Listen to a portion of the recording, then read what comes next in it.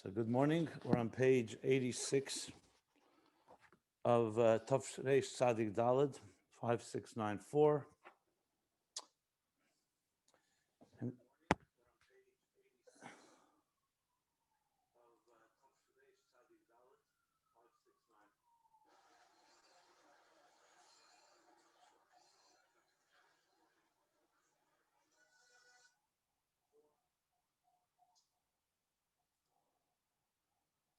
sorry about that.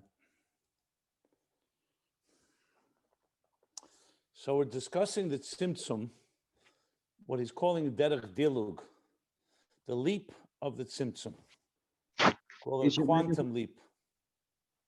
Microphone is on. It is. You don't hear me? It's very quiet. You don't hear me? It's very soft, as if your microphone is not working. Does anybody else now I have a hear problem hearing me? I hear clear. Loud and clear.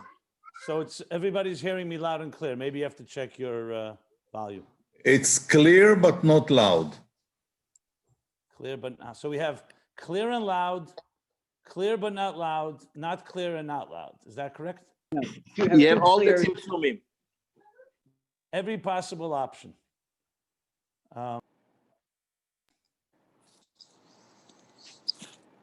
Everything seems to be fine on this end. Okay, it sounds. Is this better? Does it sound better now? Or That was not? better. What? That was better. Is Better. it good or not good? Let's talk. I just need a yes from everybody or a no. It's better. Bet. For me, perfect. Here in Brazil, it's perfect. Okay. Maybe you have to As move I to said Brazil. before, but it is loud and clear. Okay, so I don't know what it is. I'll just check one thing if you don't mind.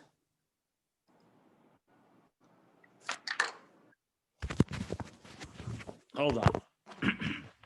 Let me just check one thing here.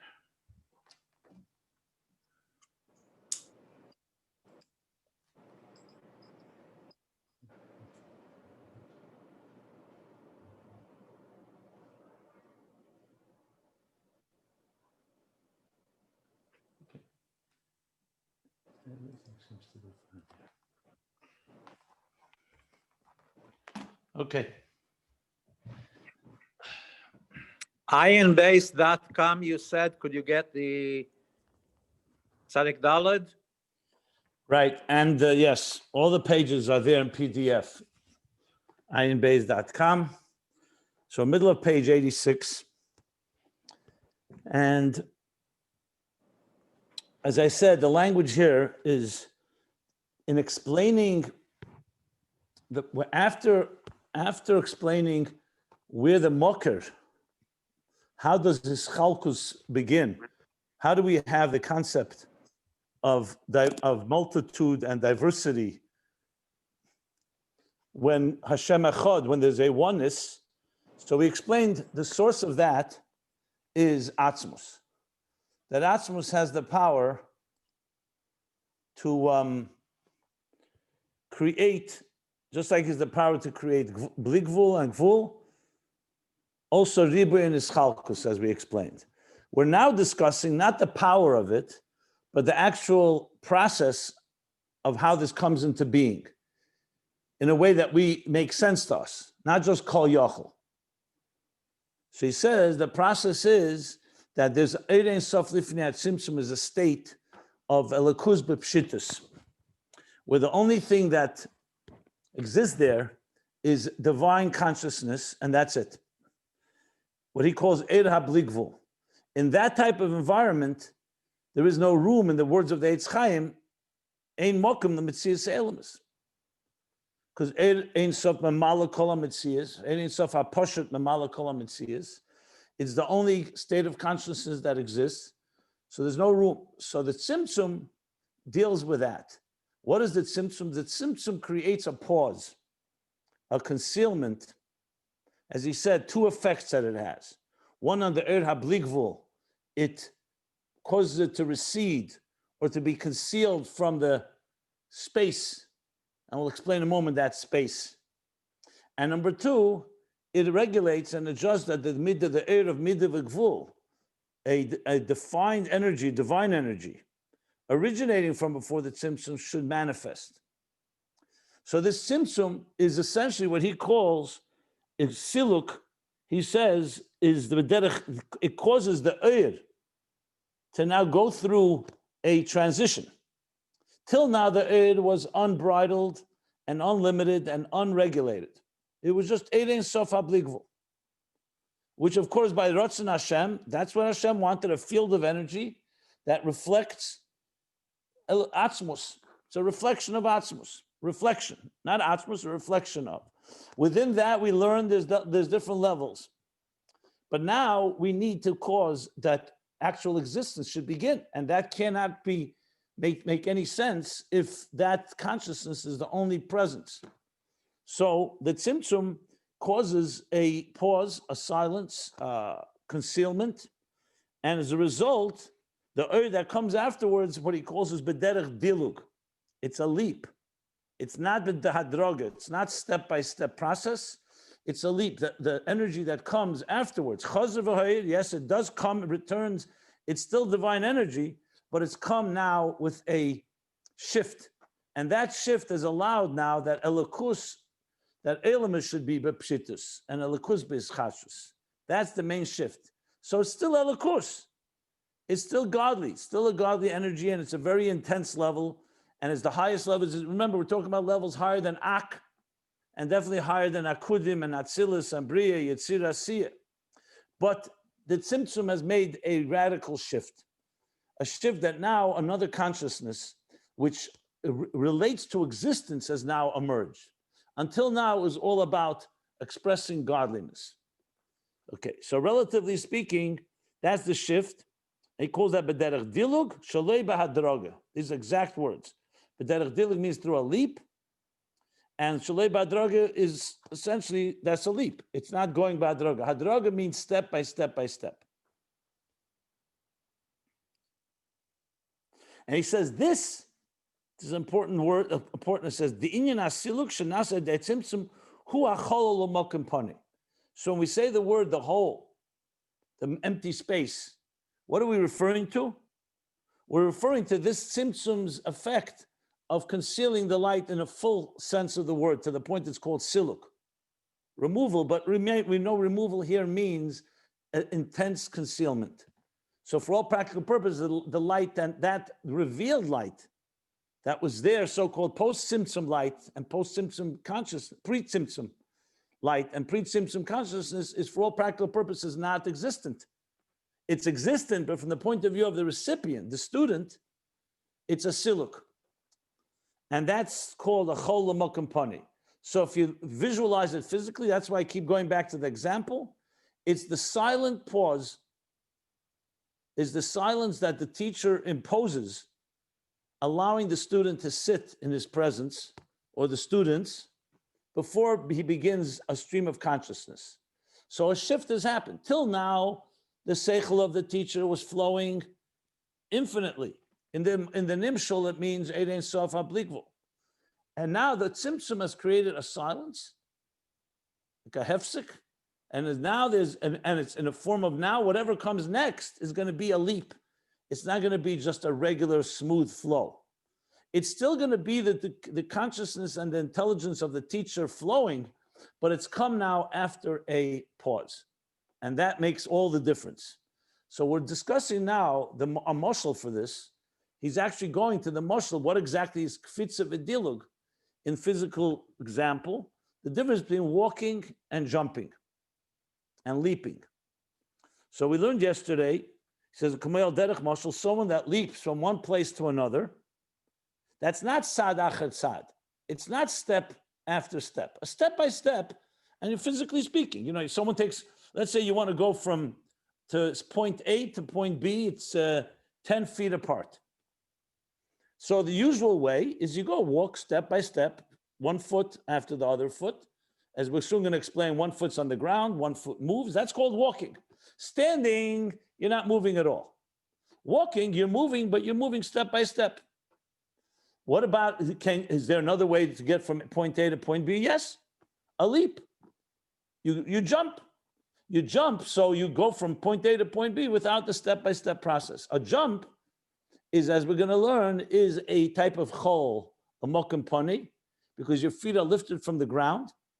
And at that point, you're not here and not there. In the regel, in tzad achatzad, step by step, you're half here and half there. Every step, the foot is still the foot is on one spot. The next foot moves you forward. Then the next foot moves you forward, and you're moving step by step. A leap means there's a type of jump that's in the muscle. So we're going to now elaborate on this example more, and then we're going to bring it back to the nimshal to explain the tzimtzum b'derech dilug, and all this is coming to explain how his chalkus, how from achdus, from a state of unity, now manifests in a state of multitude. And that's going to be the tzimtzum and the kav, which we'll get back to soon. But right now we're talking about this leap. That's the most important thing, a leap. Now again, even though he doesn't say it explicitly, you could say, 1 second, you asked the question, you said Atzmos has the power to create structure.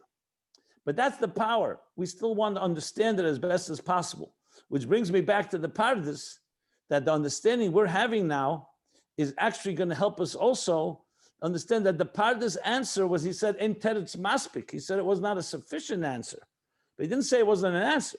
The pardes' answer works well once you know that Atzmos has the power of his chalk to create his chalkos, a multitude, diversity. And then you know that there was Eir Ein Sof, and then a Tzimtzum and a Kav. Then when there's Eiris and Kalim, so the Pardes answer explains how it works with the Eiris and Kalim, like we said. That. But why is it needed? Because the Eibishter wanted us to understand it. He didn't just want us to say Kol Yachol. And to understand it, there are the different ways of explaining the steps of how actually God implements from Achdus to Ribe and Ischalkus. Because remember, at the end of the day, even though we said that the Koyach HaBlikvul and Koyach HaGvul are both equal in Atzmos, and therefore the Koyach HaAchdus and the Koyach HaRibui are both equal, and God has the capacity for both, the Yechelis for both, but at the end of the day, we still say Hashem Echad. We don't say, we say Achdus Hashem is a fundamental principle in Jewish faith. None of you asked this question, but you could say, based on this, why is Achdus more preferred than Ribui? They're both Koyach HaAtzmos. So he doesn't answer it here, but the answer, which is implicit in Chassidus, is because the Eibishter wants it to be in a way that we also relate it. Of course, he can create his chalkus, and that's that. But he wanted a world that is multitude and diverse, and at the same time, it all connects to one God. At the end of the day, we don't say there's many gods, God forbid. Just because there's a Koyach HaRibui, God has the capacity to create many things, doesn't mean there's many gods. There's still one God, except the oneness of God does not negate a Ribui, a creation of Ribui. Because the oneness is not one versus many. He said it's a one that's Echad HaPoshet. It's not defined by one as in one and not many. It's beyond definition. That's why it was so important to define that it's not beyond definition. He didn't say God just can do anything, Achdus Ribui.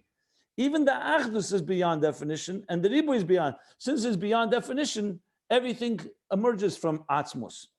But from the point of view that there's one God and bringing Achdus into Pirud, meaning coming to Alma de Pruda, a world that is fragmented and is diverse, and recognizing that it's all part of one godly plan, basically, in other words, that Gvul and Bligvul have to come together on our terms, not just on Atzmos terms. Atzmos is Kol Yachol. Bligvul, Gvul, he said Shneim, he has both of them, he's beyond both of them, they're all one. That's Atzmos. But Atzmos wants Giluyim. In Giluyim, there is a distinction. And in this distinction, we want to make sure that in the Ribui, you recognize the Achdus. Basically, the combination of Gvul and Bligvul, which then leads you back to the source in Atzmos where it's beyond both. But we don't live in a world that is beyond both. We live in a world of Gvul. And we can relate to Bligvul, but we see them as two separate things. I just wanted to add that to just round out the topic here. But going back now, so now we're discussing, okay, so what's the process? Remember when we spoke about how can a post-Simpson reality experience a pre-Simpson consciousness, or vice versa, post-Simpson consciousness is a pre-Simpson reality, I made very clear. From Atzma's point of view, there's no issue. It's Kol Yachol, it can do anything. But it wouldn't make sense to us. The whole existence, why do we need a tzimtzum? Is because Ein Sof HaBlikvul doesn't leave room for our consciousness. Kol Yachol, of course, God can do opposites. I said Rechev built a Rechev. He can do two opposites, space and no space. He definitely can do opposites of having Ein Sof Lifnei Tzimtzum and existence. We don't understand it. Too bad. But that's not what he wants. So therefore, he created a Metzias Nimtza called Eir in Giluyim, Eir HaBlikvul. Then a Tzimtzum that conceals that. Now there's room for an independent consciousness, which is ultimately going to be us. So how do we experience pre-Tzimtzum? So we have to transform the Tzimtzum. We can't just say, let's invoke Kol Yachol. We don't have that power. That's Atzma's power. That's not us. And this meant to be dir b'tachtenim, a partnership, a relationship, an interface. So therefore, also in what we're discussing now, this helps explain the process. The Tzimtzum creates the leap. God doesn't need a leap. Atzmus doesn't need leaps. He can do anything he wants. But we do. The way existence exists now, the leap helps us understand how from a state that is so divine can even begin to emerge another consciousness, another. So of course, everything is coming from Atzmus desire and will. And this also explains why I kept saying many times that even before the Tzimtzum, the Eibishter reveals to us that in his own consciousness, he's going through stages, Kav Yachol, so to speak. Why? Because the more we can understand stages, the more we can relate to it. Take away stages, then becomes completely incomprehensible. So now the Tzimtzum, even though it's not a progressive stages, like we said, it's not walking step by step, it's a leap. But a leap is something we can understand. It's a quantum leap. It's the leap from one paradigm to another paradigm. And to create a paradigm shift, you have to have a leap. That's where we're at right now. So he says, like, it's not step by step, it's a leap, like someone floating, like something flying in the air. That's what a leap looks like. So walk by walk, you're on the ground. The only thing is you're moving on the ground. And a leap is you're going in the air and you're jumping over the steps from point A to point B.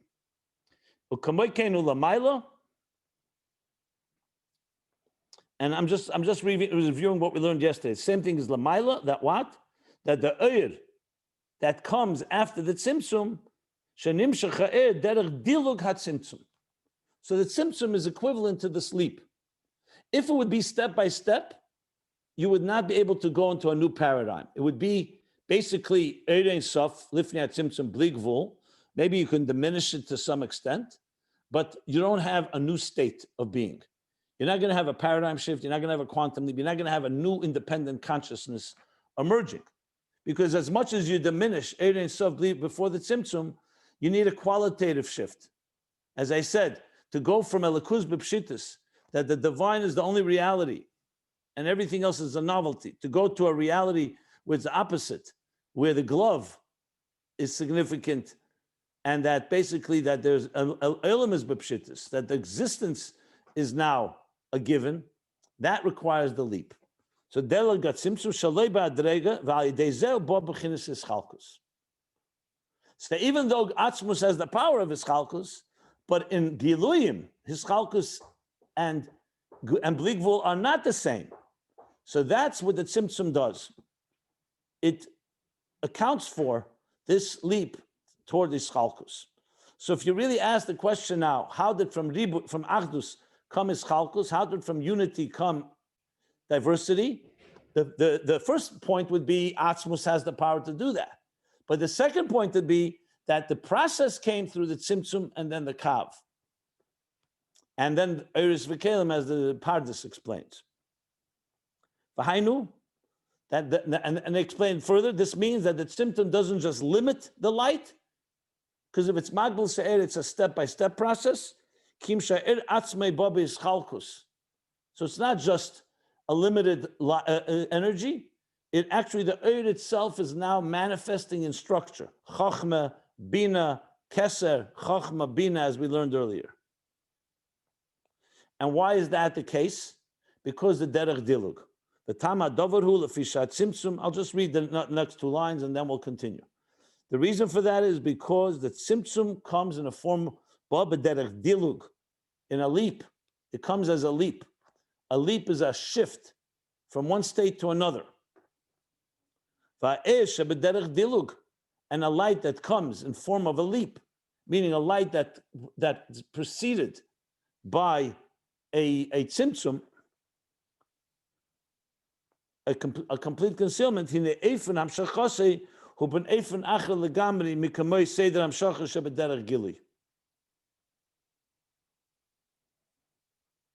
Yeah.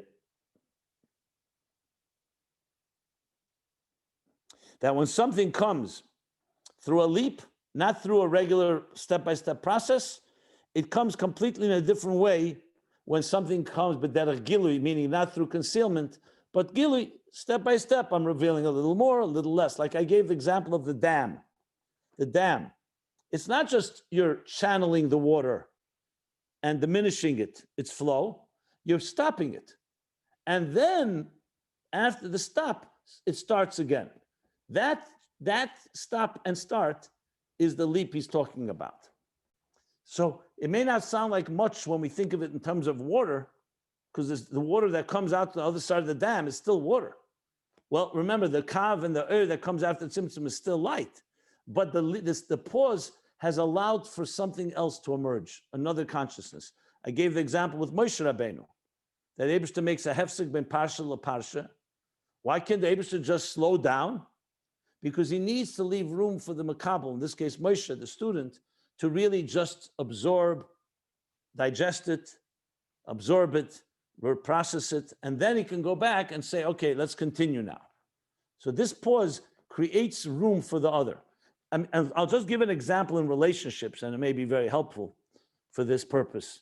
A relationship is not just that you are listening to another person speak to you, but you're leaving room and space for another person.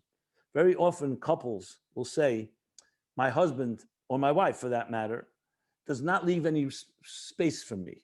Yes, from time to time, they'll give me permission to speak and they'll allow me, but they completely suffocate, completely dominate, and don't allow, forget about my ideas, respect for my space, that I just simply exist. I mean, this is ultimate, obviously, narcissism in the worst scenario. You know, the joke where the guy goes on a date and for 2 hours he's speaking about himself, and then he stops and he says to the date, he says to the woman, he says, okay, enough about me. Now, what's your opinion about me?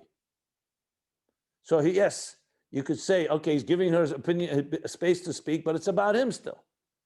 What about, she wants to say something that's about her or about something that interests her? So in relationships, you could see this. You often have a conversation with somebody, it's not a conversation. It's one person speaking and you're the so-called, the recipient of his benevolence that is giving you a little time. And when you have something to say, either it's negated altogether or it has to fit into his narrative. You know, no names, so there's no lashon hara here, but we all have conversations. That's not called a conversation. It's not a dialogue. I've had quite a few of this in my life, and you don't really see, and you say to the person, do you want my opinion? So if they're a little intelligent, they say yes. Sometimes they say no. You know, they think they're so smart, there's no other opinion. If they say yes, and then you say an opinion that disagrees, very often the person won't accept it. They don't give you the respect. And it's not a small matter. How do you give respect for another entity? Is because you're putting yourself on pause. If it's all about you, even when you're quiet, it's still about you. That's why the tzimtzum is basically, I'm just using a psychological relationship example. The pause is necessary because as long as you're still there, it's all about you, and you're saying, okay, now let me hear what you have to say. You're also giving me permission to say something. It's still about you. The pause is, in an interesting way, is like God's almost his humility, that he's allowing his own divine consciousness to be concealed, not from himself, obviously, but from another. In Tanya, he says a very interesting lashon in Perek Mem Ches, when he speaks about kamayim aponim leponim, I'd rather quote it from inside, but basically the gist of it is like this, that we should learn from the Eibishter, who had such love for us. Avad dechekes as abosar. That's what he says.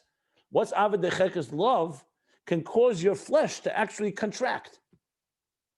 So what did God do? His love for us was so deep that he was ready, silik atzmei al atzad, that's the language in Eitz Chaim. He removed himself. Now, of course, we understand it means concealed himself, not removed.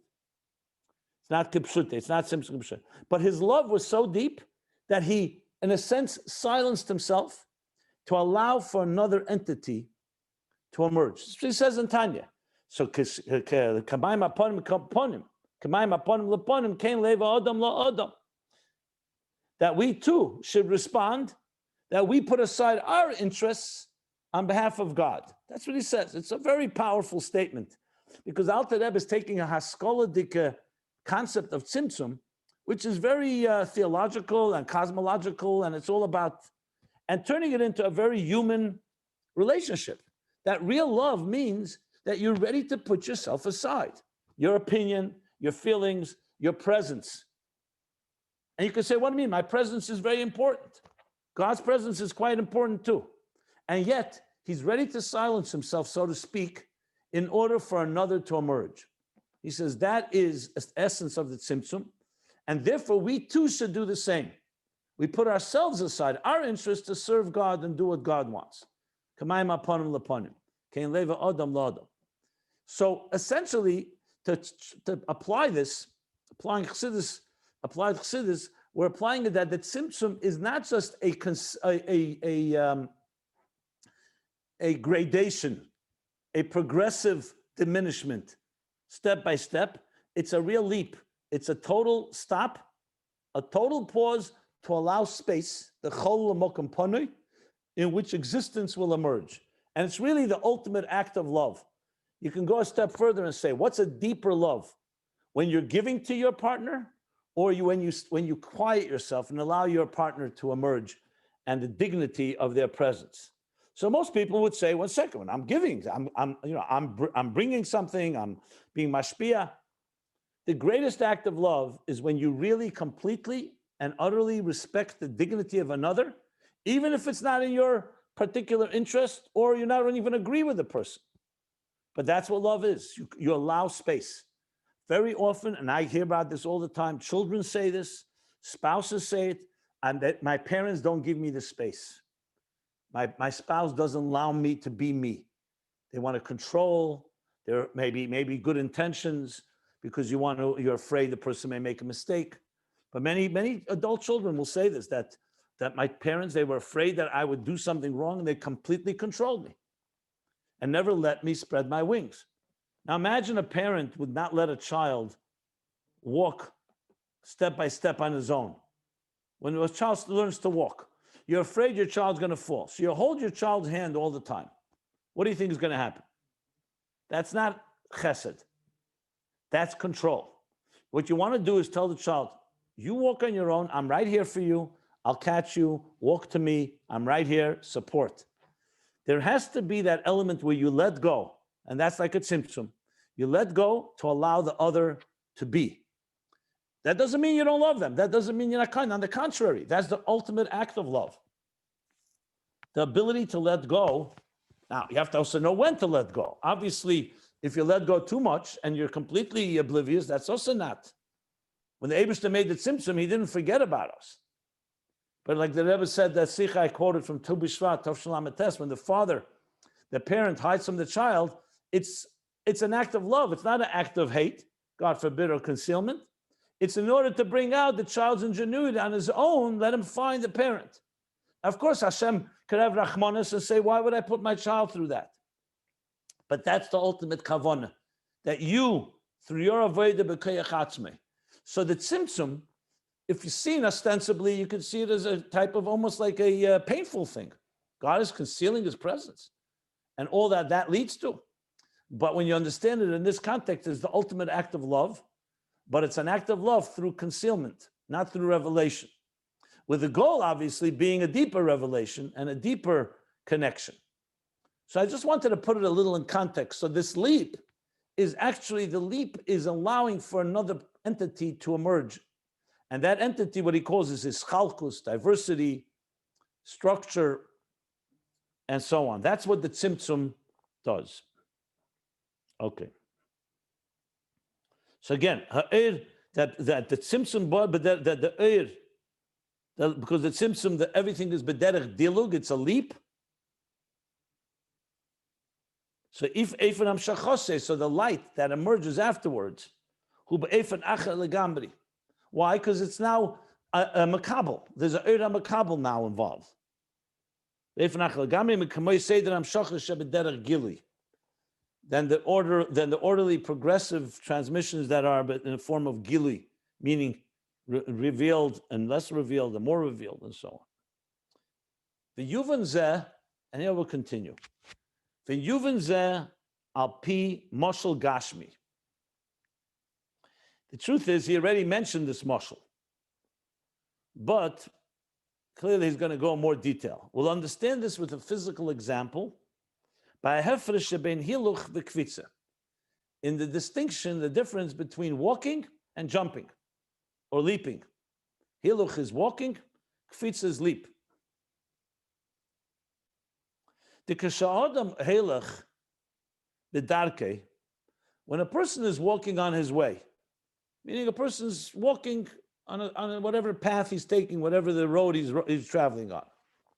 Hare gufe emed ala oretz. He's going to describe mamish. He's going to describe the process of walking. His body is standing on the ground. Walking is not a leap. You're not above the ground. You're standing on the ground. His body is emed ala oretz mamish, literally standing on the earth, on the ground. Va'af b'shor shu helach, and also when he's walking, umagbia ragle achas. Ragle echad or achas, ragle achas. Ragle achas. When he lifts one foot, so what does walking consist of? When you're standing, let's just explain this. When you're standing stationary, you're standing, both feet are on the ground. No problem. Now you choose to walk. You're going to take a step. So you lift up one leg. You lift up one leg. So even when you're doing that in the process of walking, hine ragle hashniya emedes ala oretz. So when you walk, you pick up, let's say your right leg, it lifts itself up, it's going to move to the next step. Your left leg is still standing on the ground. So what do you see from this? That basically it's still a state on the ground, except the movement consists of one foot lifted and one foot on the ground. As a matter of fact, when you see in the Olympics, they have walking races. What's the difference in a walking race and a running race, a sprint? In a sprint, you can lift both feet from the ground. In a walking race, one foot has to always be on the ground, because that's the definition of walking. You can walk quickly, as we're going to read in a moment. But walking is one foot's on the ground and one foot's in the air. And then, once you put the second foot down, let's say, okay, the right foot has been lifted, the left foot is on the ground, then the right foot goes on the ground and the left foot moves forward. That's walking. So you always have one foot on the ground.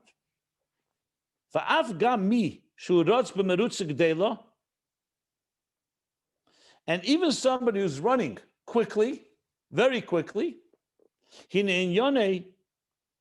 what does running consist of? What is the inyan of running?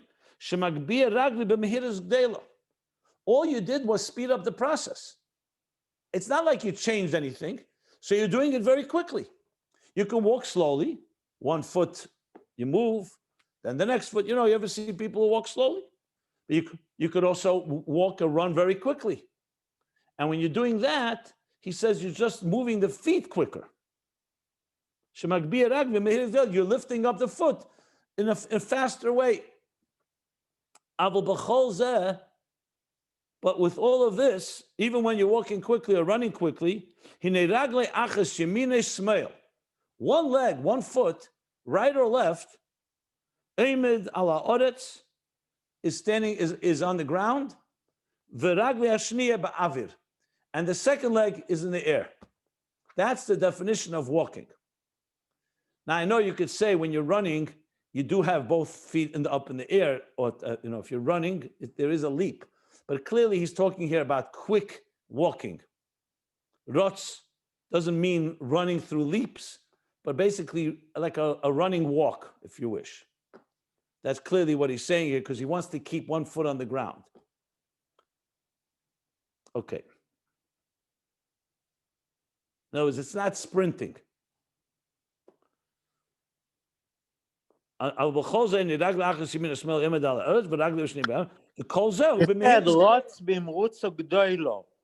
It's even if you're running very, very fast, always one foot is on the floor. He said, Einam Nikorim, it looks like it's not, but always I didn't one read that foot. yet. You're jumping ahead. I didn't read Einim Nikorim. No, but Rotz bimrutzo gdoilo, he said. It's not I that he's... explained it. So I just explained it, that it's a very Okay. quick walk.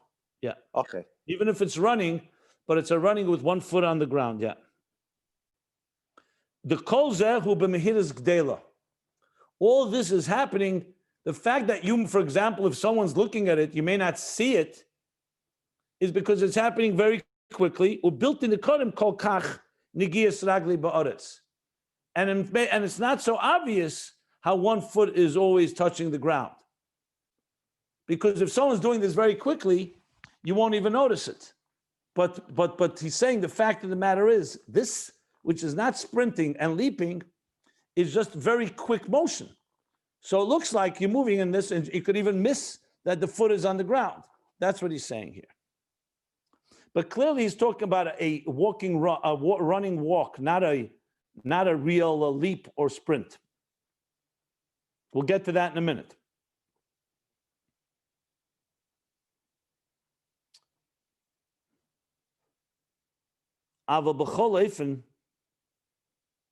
So regardless whether it's fast or slow, he says, no matter what way it is, the entire inyan, the entire idea of walking, of his walking, who the gufe negeya ba'aretz, is that his body is touching the ground, gam be'esi luche, even during his walking, not just when he pauses, or before he walks, or afterwards. That even during the walking, he says, no matter how fast it is, whether you notice it or not, the bottom line is that in this process of walking, the body is touching the ground.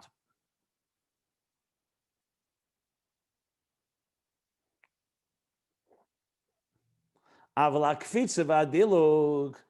he's going to a leap and a jump. Hushamagbia kol gufe. That consists of lifting the entire body. He lifts his entire body. Vishtei raglov, and both legs. Ma'oretz, from the ground. Vuhu ba'avir. That's what a leap is. If you froze the moment that a person is leaping, his whole body, both legs are above the ground.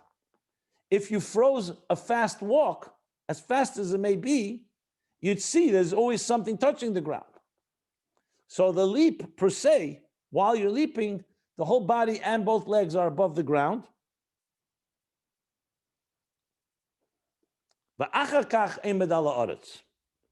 And then afterwards, you return back. Obviously, you don't stay up there. Then the leap, after the leap, let's say a person is sprinting, so they sprint like this, and then again and again. So every sprint, everything is lifted, and then you go back to the ground, and then you start again. That's what he's saying right now. That's the distinction.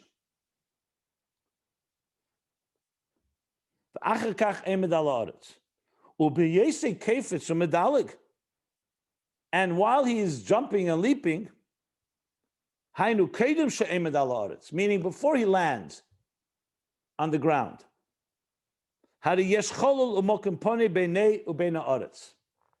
there's a space between him and the ground.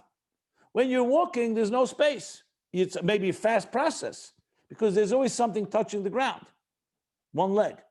But when you're leaping, if you took a picture of it, what do you see? The person is here, the ground is here, and what's in between? Which of course is the language of the Tzimtzum. There's a space between you, the leaper, and the ground.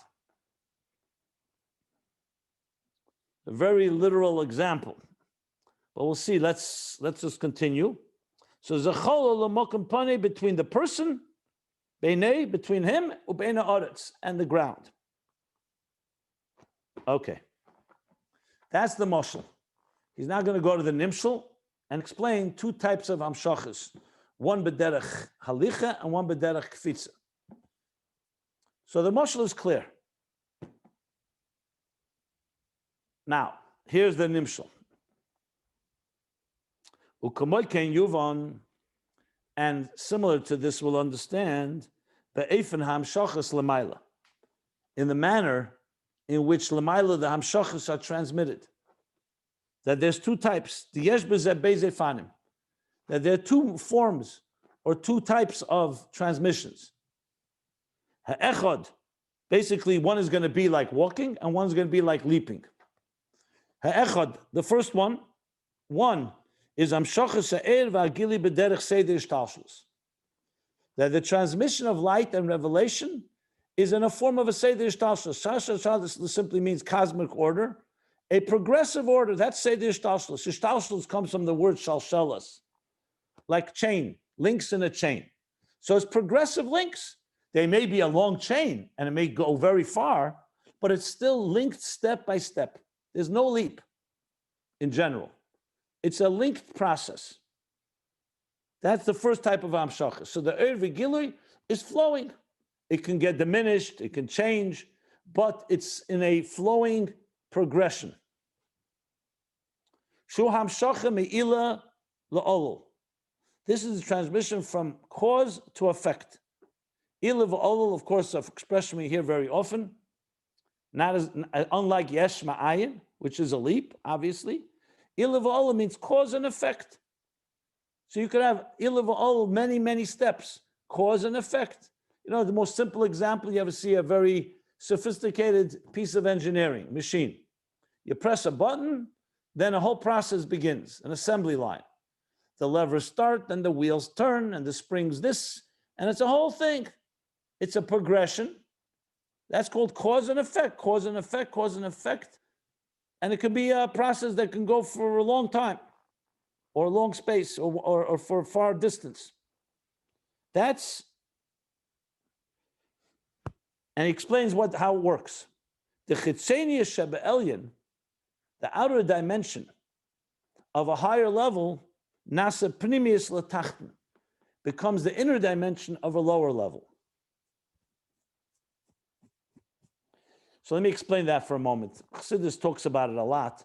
Sometimes moichen and midas is used often, where when you contemplate an idea, let's say you're contemplating on God's greatness. Like the Rambam says, Ketzid Yaveh, how does a person come to love and awe of God? Because she is Beinan. He contemplates on nature, on the greatness of the design of the universe. So the mind evokes an emotion. It's like you're concentrating on something, on the qualities of someone you love. So what happens? It arouses and stimulates a feeling. So Chassidus says the moichin has stimulated the midah. This is ilav olol, one of the examples given. So then ask the question, is the midah a moichin? Is the motion intellectual? No, because most of your contemplation remains on the level of the cognitive. But the outer dimension, something external from the result, the bechein, so to speak, of your contemplation. So the chitzenius of the elyon, the chitzenius of the meichin becomes the pnimius, essentially the neshama, the driving engine and force of the emotion. So if you were to dissect it, you say, okay, this emotion was driven by this contemplation. The contemplation is obviously a lot deeper. The emotion is much more emotional. It's two different, but the outer of the higher became the inner of the lower. This is true throughout. Chassidus talks all the levels, Chochma and Bina. Chitzenius HaChochma becomes Pnimius HaBina. And the same with all the spheres in their interrelationship with each other. So it's not cause and effect that everything is equal. You're talking about the cause is always on a higher level. The lower part of the link in a chain connects to the higher part of the next link in the chain, like parent and child, parent and child.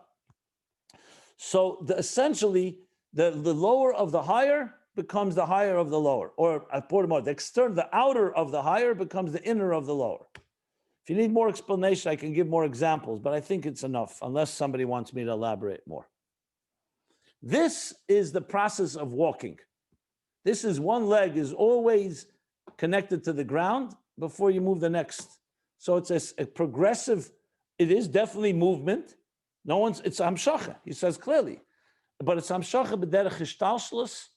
The outer level of the higher level becomes the inner the inner level of the inner of the lower level. Okay.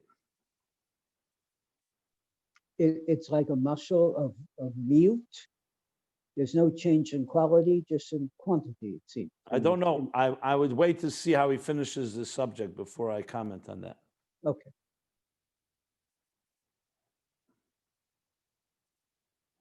Because obviously he's leading to explain the tzimtzum. Let's see what he says and let's see what's left to explain. I'm not sure. I have to see what he's going to say now. Ayin Beis, the second hamshacha, hu hamshacha shaloi b'hadraga klal. This is, by contrast, a very different type of hamshacha. It's also hamshacha. It's also a transmission, but it's not b'hadraga. Means it's not step by step. It's not organized, progressive steps. It's a leap.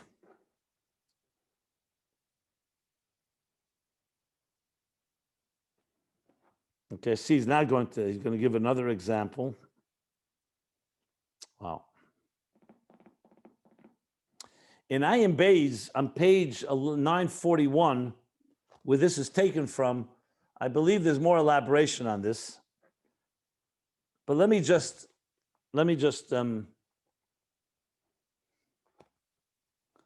but he doesn't elaborate here.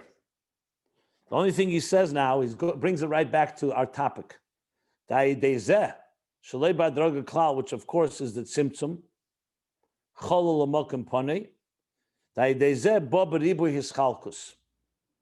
Through this comes, interesting, now he says, till now he was saying which means a multitude of distinctions, a multitude of diversity.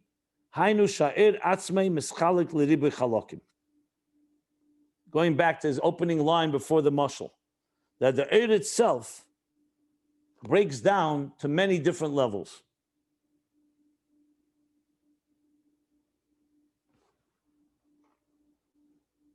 If you recall, that was the line in the middle of the page, but before he said the tam hadavar, and the line that says the ein zerak mashen tzimtzum magbil se'er kim she'er atzmei ba b'yischalkus. Okay, let me explain. I think it's worth explaining before we go to the next mashal, because the next mashal takes it to is a whole other dimension.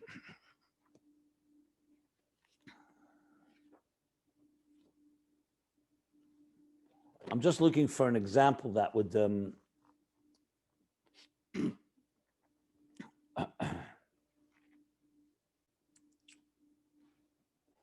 okay, let's use the teacher-student example.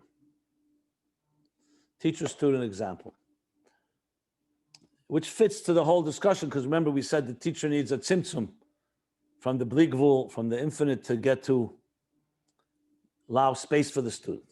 But let's not talk about, I'm not going to talk about that. I'll get back to that in a minute. Let's talk about the idea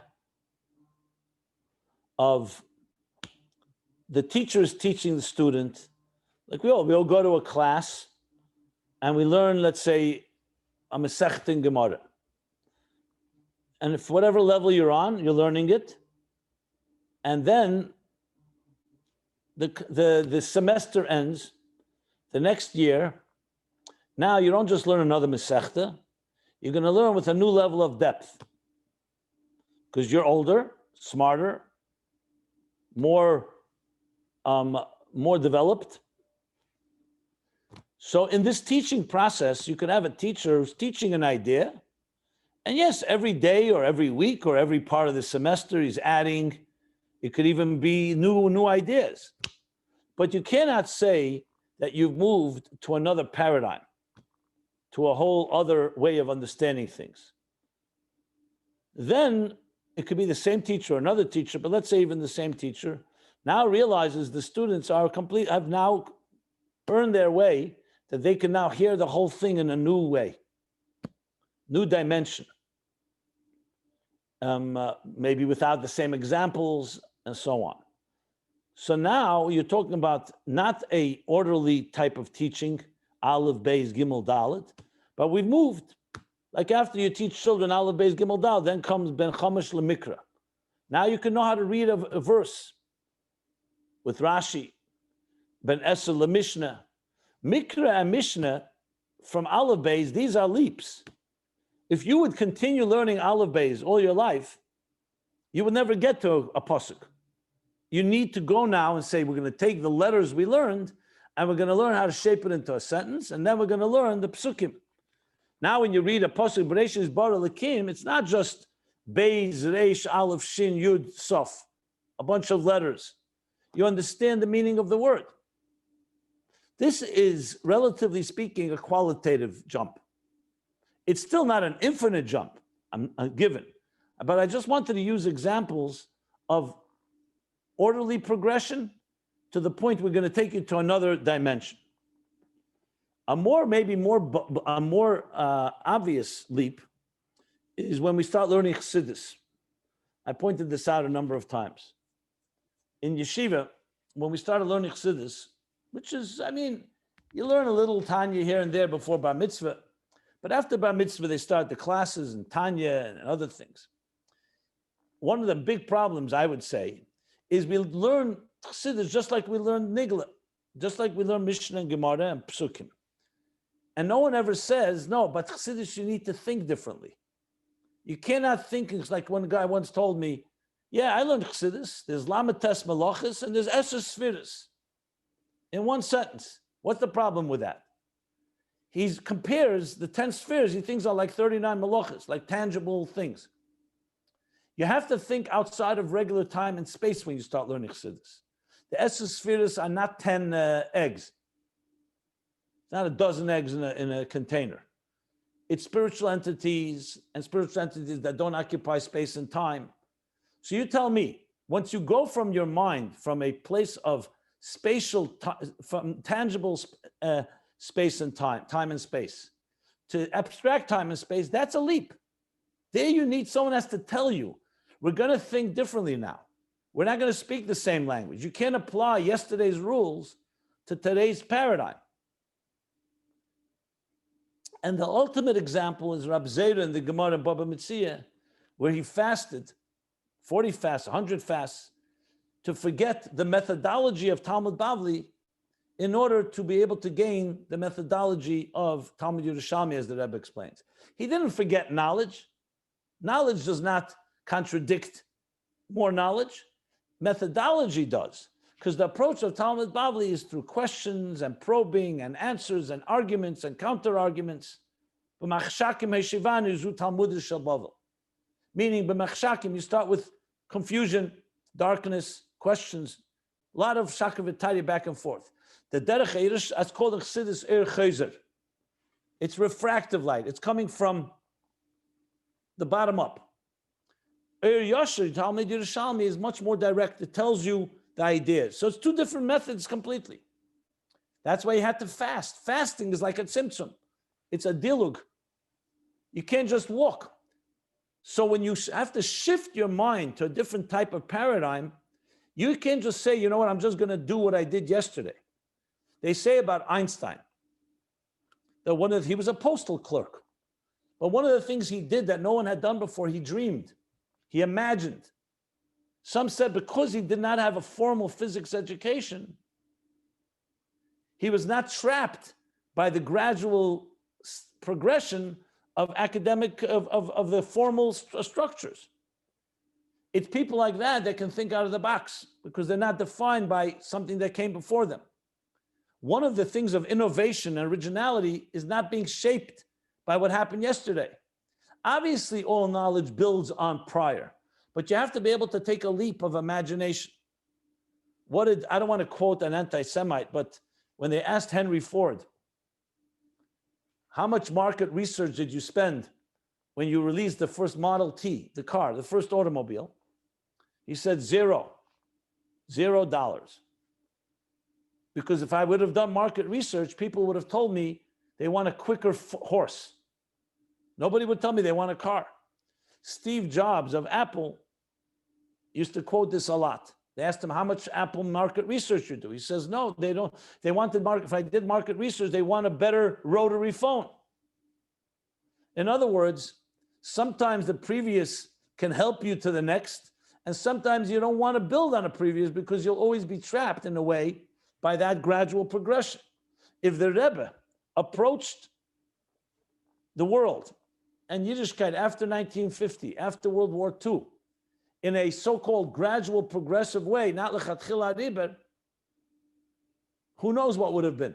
But that's not how visionaries think.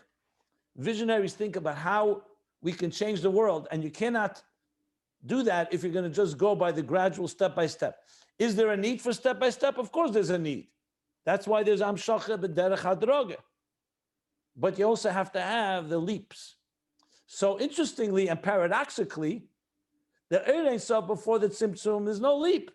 It's reflecting godliness. What else do you want it to do? It's the Tzimtzum that suddenly shakes up the whole, rocks the whole boat and shakes up the whole system. Suddenly, 1 second, a Tzimtzum out of where? Out of nowhere. Obviously, it's Kayach Ha'atzmus.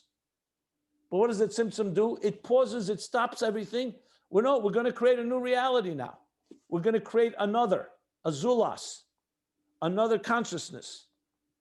Now, the power for that is only from Atzmus, but the process requires a leap.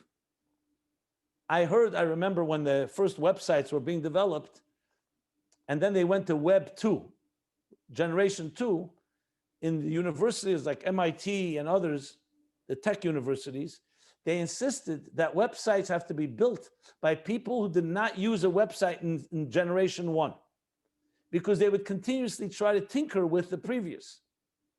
And to really create something original, you sometimes have to take a leap from the previous.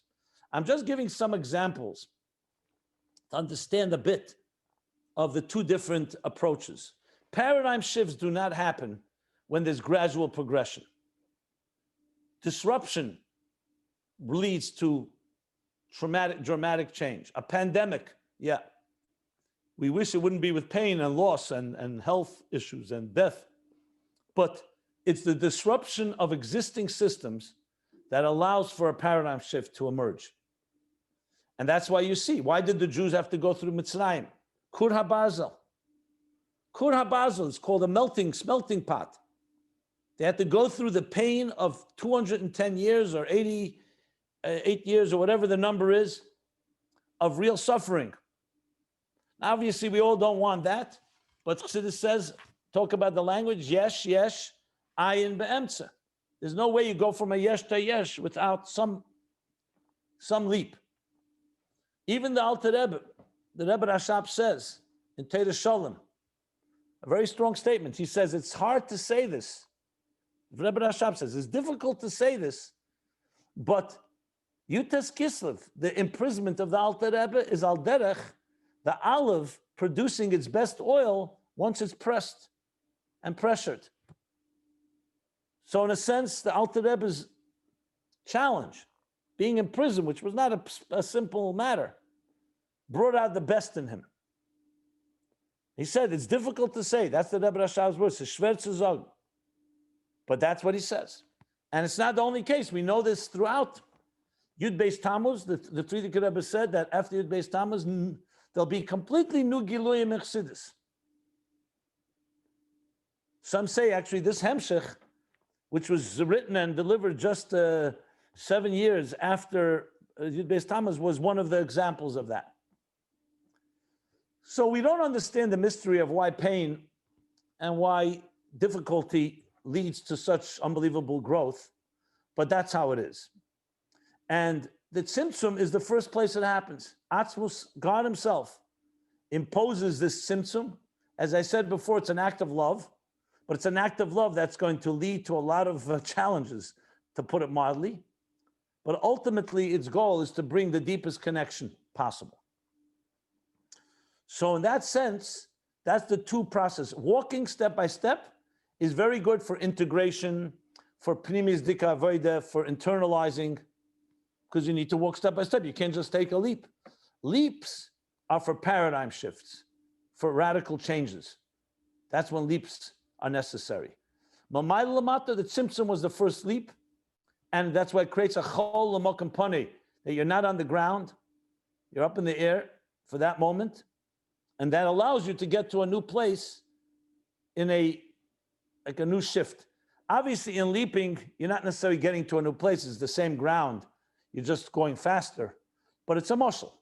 The point he wants is the muscle is the leap, that you're not connected to the previous state. Like in the walking, the leg is on the ground, even when the other leg is moving forward.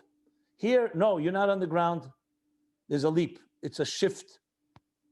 And that's where the muscle obviously stops, because as I said, the muscle itself, you don't necessarily see someone takes a leap, let's say a 10-foot leap, that suddenly they're by 10 feet further, they just didn't walk. You see a paradigm shift necessarily. But in concept, it's a shift in that sense because it didn't go in the regular, gradual, progressive way. This is where I would stop now. Bottom of, 2/3 down, page 86. Does anybody want to ask anything?